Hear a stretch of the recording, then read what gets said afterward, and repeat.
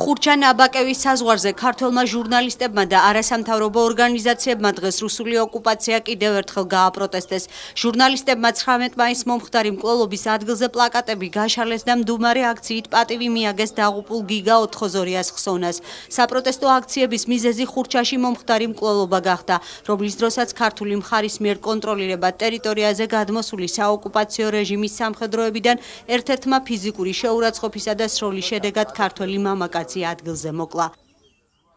დღეს ჩვენ ვართ აქ როგორც რიგითი ქართველები და ჩვენ არ წარმოვადგენთ აქ ორგანიზაციებს, არამედ ჩვენ გვინდა ვთქვათ ის პროტესტი, რომელიც დააგროვდა ჩვენში და რამდენიმე წელია ეს გროვდება და კიდევ ერთი ფაქტი, ჩვენ რამდენიმე დღეში აღნიშნავთ 25 წლის იუბილეს, რაც სუვერენიტეტი მოვიპოვეთ კვლავ.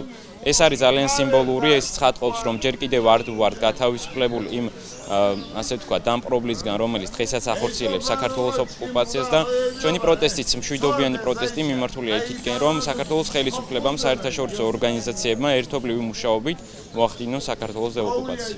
ჩვენ კიდევ ერთხელ ვამბობთ, რომ არა ოკუპაციას და ვამბობთ ხმამაღლა რომ რუსეთი კლავს. დღევანდელი პროტესტი მოუწოდებთ ხელისუფლებას და არამედ ხელისუფლებას, ყველა დიპლომატიურ კორპუსს, რომ ყველან გაწყვიტოს ყველანაირი დიალოგი რუსებთან გამომდინარე სანამ არ იქნება იმ ადამიანის პასუხისმგებლობა დაკისრებული იმ ადამიანზე, ვინც კონკრეტულად ეს ქართველი ადამიანი მოკლა.